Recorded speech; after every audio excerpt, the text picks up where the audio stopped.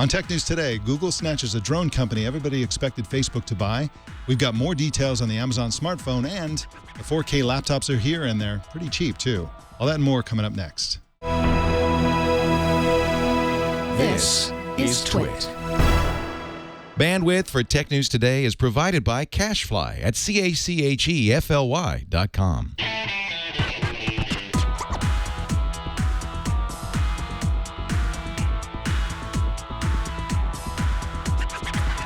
This is Tech News Today for Tuesday, April 15th, 2014. Tech News Today is brought to you by RingCentral, the cloud-based phone system we use here at Twit. And it just got better with the launch of Meetings, the full-service video conference feature. Zero startup costs, and RingCentral starts at under $25 per month per user. Try it now with a 30-day risk-free trial and buy one desk phone and get a second phone free, up to 20 phones. Call 800-543-9980 or visit ringcentral.com and use our promo code TWIT. And by Gazelle, the fast and simple way to sell your used gadgets. Find out what your used Apple and Android devices are worth at Gazelle.com. Welcome to Tech News Today. I'm Mike Elgin. And I'm Jason Howell. There we go. And I'm still Mike Elgin. Tech News Today explores the big stories of the day in conversation with some of the world's best journalists. Our guest co-anchor today is Dan Lyons. Dan is marketing fellow at HubSpot and also a blogger. You may also know the real Dan Lyons as the fake Steve Jobs on his former blog, The Secret Diary of Steve Jobs, which he wrote while working as the technology editor at Newsweek. Welcome, Dan. Thank you for having me, Mike. It's good to be here. Well, we're very glad you're here, and we got a lot of news to jump into, and so let's get right to it. Google is buying Titan Aerospace. The company makes solar-powered airplane-like drones that can stay in the air for 5 years without landing or refueling. Facebook had been in talks to buy Titan, so Google's announcement comes as something of a surprise. And were you surprised by this, Dan? Because I got the feeling that Google was enamored of balloons rather than airplanes. This just seems like an odd thing for Google to do, to have both balloons and airplanes doing various things like delivering internet connectivity to remote areas. Well, it's funny. I just finished a story for Newsweek Japan, where I do a lot of writing these days, and it was a cover story about robotics, and the main thrust of the story was that this big push that Google is making into all of these robotics companies and AI companies, and so in that sense I wasn't surprised. I mean, it just seems they're just gobbling up everything they can that's even remotely related to drones or robotics or AI, and I don't know how it all fits together. One guy I talked to said his theory is it's just a land grab kind of thing. Google's just out there trying to buy anything that's remotely cool and then figure out what to do with it later. Other people seem to think they have this big master plan and these parts all fit together. But yeah, I think it's fascinating. I would love to be inside at Google and finding out what they're really doing. It's amazing to me. What more surprised me is, what was Facebook going to do with this? They were going to use Titan to fly around and deliver internet connectivity, I guess. Is that it? Yeah, exactly. I mean, Google and Facebook pretty much have everybody who is in the, already has a computer, already, people like you and me and the people listening, we're all using Google and Facebook. And so they look at the other half of the world that doesn't even have internet connectivity, and they think, wow, there's another 3.5 billion more people. And so if we could only get them internet connectivity, imagine they could all be Facebook and Google users. And, the economics of this are extremely favorable. I mean, when Facebook was talking about acquiring this company, the number that was thrown around was $60 million. Google probably got it because they outbid them. So maybe what, 70 million, 80 million, maybe 100 million? Yeah. That's nothing. Right. I mean, and the company retains its value. So it's not like you lose that money. You exchange money for something that's of that much value, and then you grow the value. So then even if they sell it later, they could probably sell it as a profit. So this is really tiny. And if you look at the amount of money that Facebook has spent buying Instagram and WhatsApp and all these kinds of companies for vastly greater sums, this is really a trivial drop in the bucket. It also is worth pointing out, and you started to mention this about Google and what kind of company it is. Google is really an algorithm company. They're in the business of taking things that are done slowly and arduously and expensively and making them fast, cheap, and automatic by using their algorithm kung fu. And one of the fascinating things that I think is seriously underreported about about Project Loon and probably about these airplanes is that they're algorithmically controlled. So the idea of with Loon, for example, is you have a mesh network in the sky in the super high stratosphere, way above where jetliners fly, that where you have a chain of these things floating around and finding airstreams that are going in the right direction that allow them to more or less hover in the same general area, and that's all algorithmically controlled. There's not a person controlling it. I'm sure there are people monitoring these things, but most of the activity of the rising and falling and the finding of jet streams of these balloons is controlled by similar type software that controls Google search, roughly. So it's a fascinating business. And the other thing that's worth pointing out is that Titan Aerospace is a company that most of us don't know that much about. It's a 2-year-old company. They have 20 employees. Their CEO is Vern Rayburn, who used to run Symantec. Yeah. And he was also, for a while, worked at Microsoft's consumer products division. So his experience is primarily in Silicon Valley, and then he worked with another airplane-oriented startup before, and now he's at Titan Aerospace, and soon he'll work at Google. So it's really a fascinating thing. But again, I think the economics of this, everybody says this is ridiculous, moonshot. I don't think this is ridiculous at all. I think this actually makes a lot of sense. Well, the interesting thing too, another theory about what Google is doing, I don't think it applies here, but is about deliveries. That they'll have a self-driving car that can deliver a package to your house, and it's the last 10 feet of e-commerce, walking up to your house with the package. And that the guy who runs iRobot, the Roomba people, his speculation is that Google is buying all these other things like Boston Dynamics and Shaft and all these other companies in order to make something that will handle that last trip from the car up to your house. Which seems kind of mundane and kind of boring that after all this, these decades of AI and robotics, you just have something that delivers, a package, to your house. But anyway, I think I'm fascinated by what Google is doing. I think to me, it's the most interesting story in tech right now. They took Andy Rubin off of Android and put him on this, and they're just buying people up, and everybody goes dark. I don't know. I find it just to be, endlessly interesting. So I had just filed that story when the Titan thing was announced yesterday, and so I had to send a note over saying, you might want to add this to the story. I'm not sure if it really fits. Hey, the other thing is they get to take it off the table from Facebook, right? And I think there's some of that between those two companies, right? There's some element of spite of just being able to keep technology away from the other guy. That's right. Facebook did acquire Ascenta, which is a roughly similar company, but it's a lesser company of lesser value. It's probably worth about a third of what Titan Aerospace is worth. And you had mentioned delivery with with self-driving Priuses and stuff. I would totally be behind this if there was a kind of cannon that would shoot the package at your house and the parachute would deploy and it would just land on your porch. And a net that goes up to catch it. Oh man, I would pay anything for that delivery. Really? Oh, I would love that. Absolutely love it. Of course, it would take you could send things to other people's houses. That's right. It'd take one annoying neighbor kid with a BB gun to sort of derail this whole thing. The other thing that has to be mentioned here is that Google, of course, is a purveyor of Google Maps and Google Earth, and they buy satellite photos from wherever they can get. Project Loon, to a lesser extent, and the Titan Aerospace to a greater extent, is capable of taking pictures, and from a lower, it's not an orbit, but a lower altitude than satellites do. And so you could even imagine, and of course the whole point of these things is to be internet connected, so you could see these things doing double duty, taking satellite photos. You can see them deploying over major cities and major populated areas and actually having satellite pictures that are a few hours old instead of weeks or months or however old the current pictures are on Google Maps. So that would be a really cool use. I'm not sure if the monetization on that would make sense, but it's certainly possible for these planes to take pictures. I mean, it's already something the company was working on. And they can stay in the air for like years, right? Isn't that? I think I've never heard of these guys before, but I read about them. These things can stay up in the air with solar power for huge, long amounts of time, right? And they have this incredible range they can keep flying for.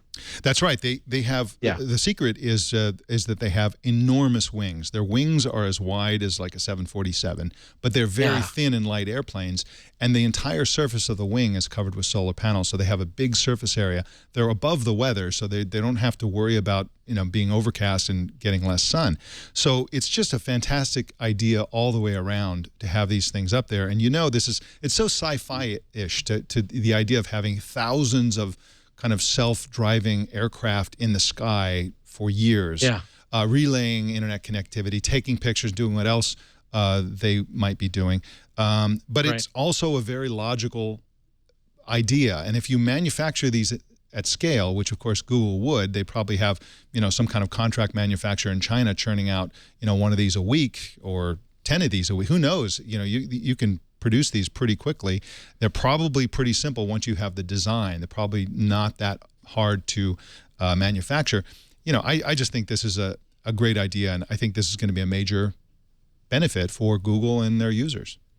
Yeah, I think so too. And you know what I love? I love the fact that Larry Page is doing this. Like, just think, I don't know, and not just this, but all these other things too. That he has this vision and this ambition to try to do these crazy things. There was a story today saying that Google tried to do a space elevator, and they couldn't get the material science hasn't caught up with the vision yet. But I just think he's an amazing guy that they'll actually give people money to go and try this stuff. I mean, that's what I would do. Right? Isn't that what if you had all that money and you had, you could do anything you wanted? Yeah, it's amazing to me. And we'll figure out a way to make money with it. That's fine. But let's just do cool stuff first and then, we'll monetize it. Yeah, it's an amazing place. I mean, you can imagine in a couple of years going to Best Buy and trying Oculus Rift for the first time and saying, you know what, I'm going to buy this. And that's pretty much what Zuckerberg did. He tried Oculus Rift and said, I'm going to buy this. Anyway, but if you're a billionaire, you buy the whole company, not just the device. Okay, well, in a sec, we're gonna talk about the latest information about the Amazon smartphone. But first, I want to tell you about Ring Central. Ring Central is a cloud-based phone system, and it's the one that we use here at TWiT. And it's a fantastic service that starts at under $25 per month per user. When Leo built the studio here, there was an option to build a PBX-based system, which is the old-fashioned kind of phone system that almost every company used to have, and most companies actually still do have them. They're big, they're expensive, they're cumbersome, they're hard to maintain, and they are sort of yesterday's technology. So Leo wanted to do everything in the cloud, so it was like obvious that we needed to go with Ring Central. Zero startup costs, no PBX hardware to install or maintain. And now Ring Central has launched a service called Meetings. So in addition to everything that's great about Ring Central, they're receiving voicemails through email, they're sending and receiving fax messages from smartphones, which is really great, the auto receptionist and so on. Now with Meetings, we can host face-to-face meetings in high def and share desktop documents with anyone, anytime, anywhere on any device. Meetings makes Ring Central the single best solution on the market today. So Ring Central offers all-inclusive pricing under $25 per month per user, and you can start right now with a 30-day risk-free trial. And they have a special offer for listeners of Tech News Today. When you buy one desk phone, you get a second phone free up to 20 phones. So call this number designated for Tech News Today listeners, 800-543-9980. I'll say that again, 800-543-9980. Or you can go to ringcentral.com and use the promo code TWiT. Well, the Boy Genius Report is providing exclusive pictures of and details about Amazon's rumored smartphone, which is expected to ship later this year. Unfortunately, the pictures, which normally reveal what the phone actually looks like, are less than satisfying because they're covered. It's kind of like in the car industry when you have car spy photos, they cover them with like vinyl things so you can't really see what the car's shaped like. This is the same thing where this phone is covered with a special case that sort of masks what it actually looks like. And this, of course, is a prototype.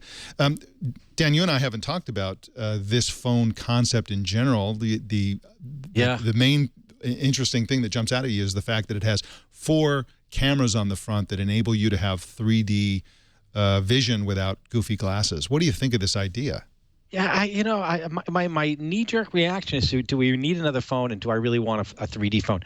But that's the first time I saw 3D TV, I was skeptical, and then I saw it and I thought, wow, that's amazing. So maybe when this thing comes out and you look at it, maybe it really will be compelling. I just don't know. It seems gimmicky, right? That if you're going to do a new phone, you need something. So let's do 3D imaging. Although maybe it'll look really cool. It's just very hard for me to say. I'm not particularly excited about it, but well, the additional information that we learned about this, and again, this is all in the rumor / speculative / multiple sources, but anonymous sources kind of information.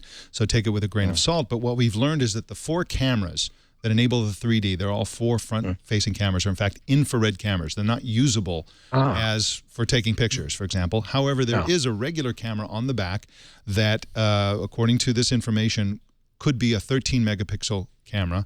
So it basically has, the other thing we learned is that there are 2 phones we're talking about. One is the higher-end phone, which is the rumored phone that we've heard about, and that's been in development for years. The second one would be a low-end phone and much cheaper, which would come out later, probably not even this year, I would guess.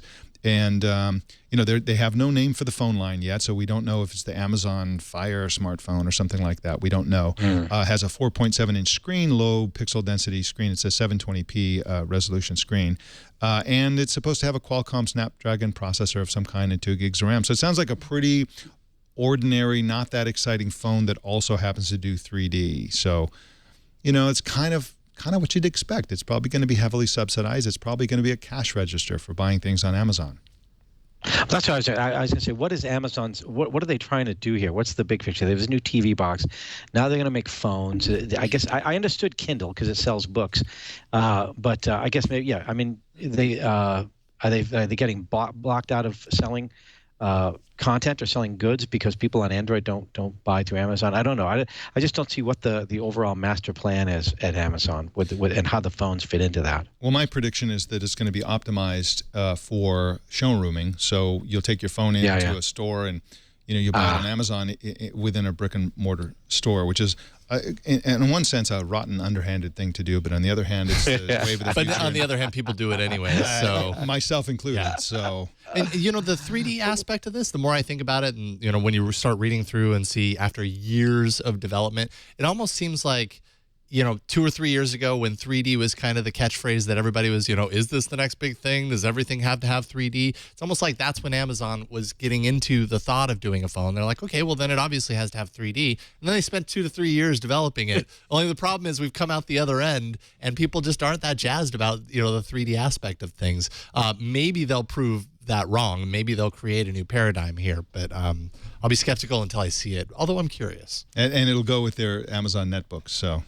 Yeah, that's an interesting point, Jason. That it's a sort of it's kind of obsolete thinking from the point at which they started doing this. Right. And of course, smartphones are all like that to a certain extent. You have to start at it takes years to get a smartphone to market. So we'll see if it succeeds. On the other hand, I think that there's probably some children's content or some unique content or gaming content. And we'll see. It's a wait and see kind of thing. It is an exciting thing, and I think I predicted on Twit. I was a guest on Twit a year and a half ago, and I predicted that Amazon would come out with a line of smartphones because it made a lot of sense to me at the time. Anyway, speaking of high-end hardware, Toshiba unveiled a 4K Ultra HD laptop today.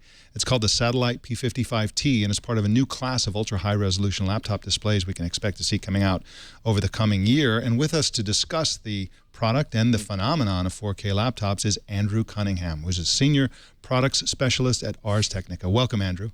Hi, thanks for having me.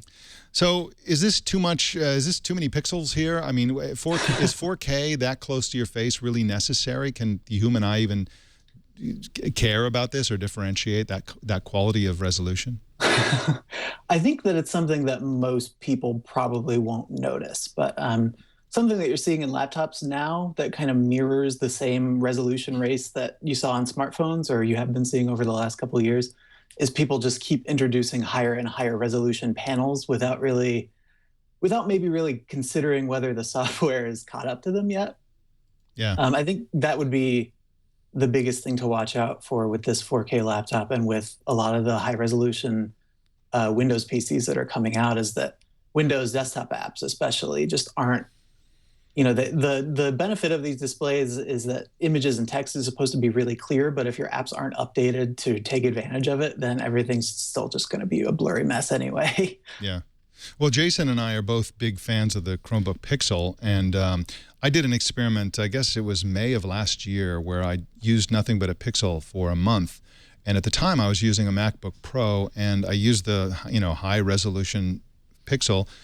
And, man, when I went back to my MacBook Pro, it was just awful. It's hard to go back. I was perfectly happy until and then you can't go back. So I ended up upgrading to the Pixel MacBook Pro. at great cost. And but you know, but I just, you know, I just can't imagine when I look at the Pixel or I look at Retina quality displays. I just think, you know, how much better could it be? This just looks perfect. Well, the thing about those two laptops, the Chromebook Pixel and then the Retina MacBook Airs, both of them, is that Google and Apple have many fewer hardware configurations to deal with, and so the way that they've implemented this, you know, the pixel doubling, I guess, that you need to make these windows sharp is much simpler. Like in OS 10, windows are either 2 times normal size or they're normal size. Like developers only need to deal with those two things, and it's really easy to you know, switch from one to the other. With Windows, it's basically up to the user. Like you can have things normal size, 125% of normal size, 150%, 200%, and it just goes on and on. And you know, up until about a year ago, there was really no reason for developers to worry about this at all because they were not. I mean, they weren't settings that anybody used. So, so yeah, these things still have such a small chunk of the market at this point that application developers are still kind of playing catch up.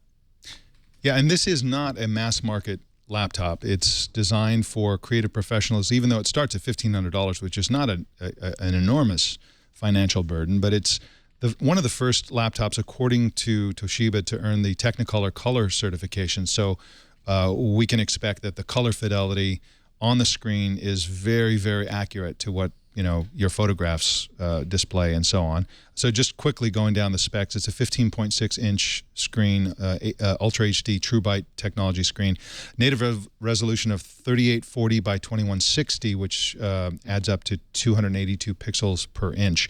And it comes with Adobe Photoshop Lightroom 5 software. So this is clearly aimed at a certain type of user. Yeah, definitely. Yeah.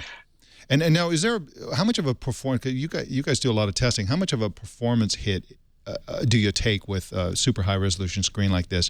Would this be significantly faster if it had a slightly lower resolution screen?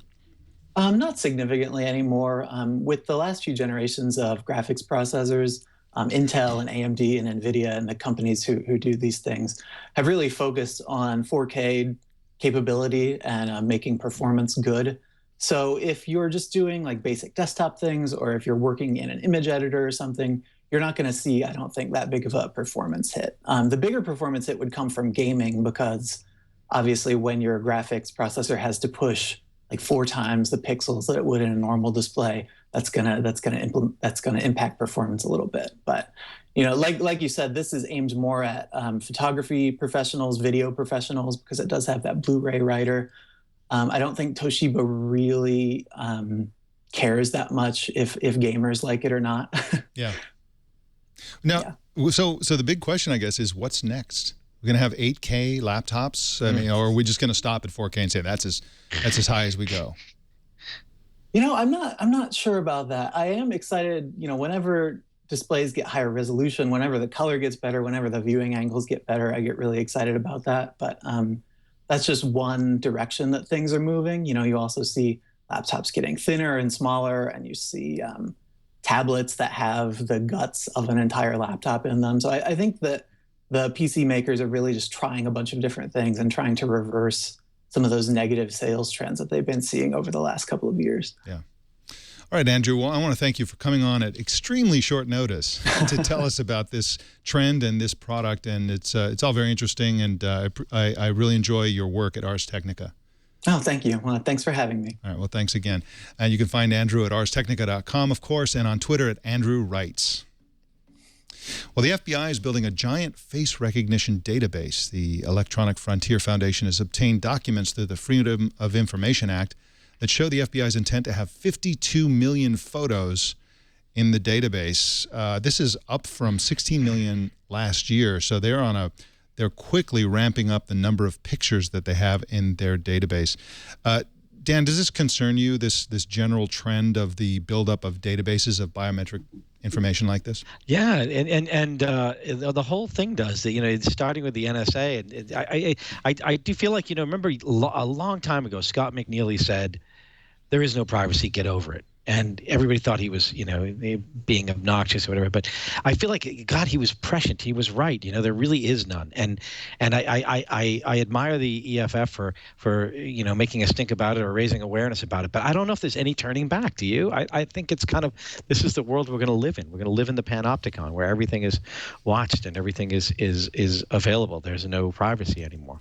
That's right. And what goes with that is an increasing gradual acceptance as people are, they're offended and then they sort of get used to it, and then there's a new outrage and then they get used to that, and that's how we slouch toward this world where surveillance and biometric surveillance is total, and we end up with Minority Report, where you walk through the mall and say, welcome to the Gap, Mr. Yakamoto. So that's one aspect of it. The other creeping slippery slope here is the acceptance of biometric data collection on non-criminals and people who aren't even suspected. So, for example, the EFF discovered that the FBI database already includes 4.3 million images that were obtained for, quote, non-criminal purposes, unquote. And these are probably, they speculated that these are probably photos sent to the FBI for background checks. So you're going to do, you're going to get a job with a contractor that may have, a contract with the Pentagon or something. You have to do an FBI background check. So you have to submit a photo. And then the FBI apparently, possibly, is scanning that photo and putting it into their face recognition database. And keeping it for down the road for who knows why they might need it, right? Yeah. That's right. And it's maybe we need it someday. Yeah. Exactly. Yeah. So it's quite an interesting story, and I appreciate, again, they're not going to come forward and volunteer this information. This required the Freedom of Information Act, which is basically a law that says that after a certain period of time, if the government has information, that a journalist or somebody can request that information, and they have to provide it even if they don't want to. And this is the kind of information they don't want to provide because they know that this is sensitive in the public eye, but it's great that the EFF is working on this. So the EFF is actually doing some good investigative journalism, and that's something that's sorely lacking these days, so I'm glad they're doing it. Yeah, they're a fantastic organization. I love those guys, and they're willing to take these unpopular stands. I mean, this one is not really an example, but they'll stand up to Facebook, or they'll stand up to people when, when it's not really popular or easy for them to do. I admire that about them. Yeah, absolutely. Well, in a sec, we're going to talk about another face recognition story, but first I want to tell you about Gazelle. Gazelle will buy your used gadgets and give you good money for them too. I've always been amazed at how much money they're willing to pay for my old pieces of junk that I have lying around. The way you use Gazelle is you simply go to gazelle.com, Gazelle.com. You find your item in there. If you got an iPhone or a Samsung phone or something like that, you find the specific make and model. You say what condition it's in, good, flawless, broken, cracked, whatever. They often even buy broken phones, which is amazing. And then they'll give you a price. And maybe it's $150, maybe it's $350. It depends on how new the phone is, what its monetary value is, and so on. And then they take it off your hands. It's super easy. They send you a box with a sticker inside. You put your phone in the box, you put the sticker on the outside, you put it in the mail, and off it goes. And then you get paid. They pay you by check, by using PayPal, or you can get an extra 5% if you use the Amazon gift card option, which I recommend. It's a great idea. They'll wipe your data for free. So if you have personal data on their phone, they will erase it in a way that will make it unrecoverable, which is absolutely fantastic. Gazelle's paid more than $100 million to over 700,000 customers. And, that phone that you have sitting around in a drawer is not doing anybody any good, and it can make you some money. So you need to send it into Gazelle.com. So find out what your Apple or Android device is worth. Take a minute, go to Gazelle.com to find out, because, you got to do it now, because your device may lose value the longer you wait. Well, the first Project Ara developer conference has already begun. It's streaming live on YouTube. And Jason, if you can throw that live video, this is a conference that's essentially happening online. And Project R, of course, is Google's radical phone platform that enables the building of custom phones by snapping together interlocking modules. It's like smartphone meets Lego. So the developers are both hardware hackers and software coders. And Project R, of course, was part of Motorola, but will remain part of Google when most of the Motorola mobility handset business is sold to Lenovo. So this is another awesome move that Google is making to have these kind of moonshot things.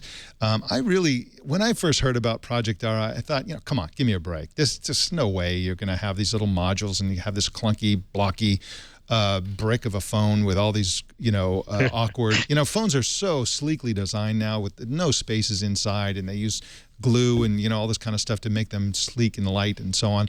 And here Google's proposing this thing that looks like the Partridge Family bus. And, it's, but the more I look at it, the more exciting it is. And a lot of people have pointed out, we call these things smartphones, but they don't have to be phones. They could be anything. This is like a maker's dream. What do you think about this, Dan? No, I agree, and I had the same reaction, like, oh my God, yeah. But see, I'm a huge fan of open source. I have been for a long time, and I feel like, by throwing stuff open like this, you don't know what's going to come out of it. You don't know what someone's going to come up with. But if you turn loose thousands of minds on a problem, things are going to happen that you couldn't have predicted or couldn't even have asked for. So yeah, I love stuff like this. It's the reason I always liked Android. I always thought Android was just such a cool idea that there was, somewhat of an open source project. But yeah, I know. I think it's good things are going to come of that. I don't know if like you say, I don't know if I want one of those Partridge Family bus phones, but who knows? Maybe there'll be something amazing that springs from it. Yeah, absolutely. And, with Moore's Law and the sort of, I guess, the mobile computing equivalent where everything just keeps getting smaller and smaller and smaller, we could see a point at which a Project Ara phone is actually very small, smaller than today's phones, and that would be an acceptable thing to carry around, especially if you had all these modules you could buy that did amazing things. Or if you could update your phone without having to go buy a whole new phone, just rip out one part of it and put in a new processor, right? And not have to destroy your phone every year or two when you buy a new one. That would be cool. Exactly. That would be fantastic. Yeah. Or you could share a phone and you just swap out your own personal module and put in the other person's module that has their own custom features. It's like you said, you don't know what's going to happen because this is all going to be based on what people do with it when they get creative and build their own stuff. So that's the exciting part. Have you ever had this experience where there's a phone you like and you like everything about it except the camera sucks, and you really wish you could get the camera from this other phone? You don't really want that other phone, but that camera would be really good. If you could take the camera from the new Samsung S5 and put it into the HTC One or whatever, that's what I think is interesting. You can customize and make a phone that you would like, that has the features you want, and you don't spend money on the things you don't want. That potentially is an interesting application too. Yeah, absolutely. That's a great point. And you can even have a phone that has the regular camera in it, and then when you're going to want to take a picture, you just put in the 50 megapixel module, and now you've got this amazing camera. Or maybe the module that has the gnarly lens on it or something like that, or you can swap it. The possibilities are truly endless. So it's very exciting development, and I'm glad they're having these developer conferences because this is going to stimulate all kinds of creative projects. Well, taking its cue from dystopian Wi-Fi and also the FBI, NEC has launched a new product called the Mobile Facial Recognition Appliance. It's designed for retail stores, and the device is a box that connects to any closed-circuit video system, including a security video system. It captures faces on camera, then sends the pictures off to a server for remote processing, beaming the identity of the person in the picture back to store employees so they can greet customers by name and freak them the F out. So exactly. This is the future happening. You see this in science fiction. We mentioned Minority Report when we talk about the FBI's face recognition. This is an appliance. You just buy it. If you're Macy's, you just buy this appliance, plug it into your closed circuit system, and now you know who everybody is.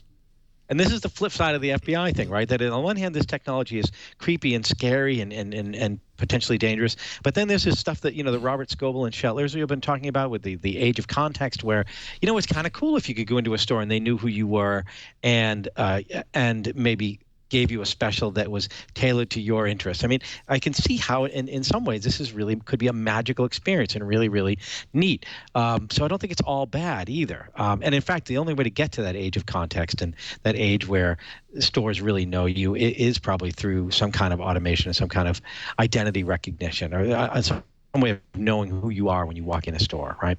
Yeah, absolutely. Yeah, and again, people have demonstrated that they are very willing to give up their privacy if there's some small benefit. If they can save $5 on something, they'll give up their biometric security forever.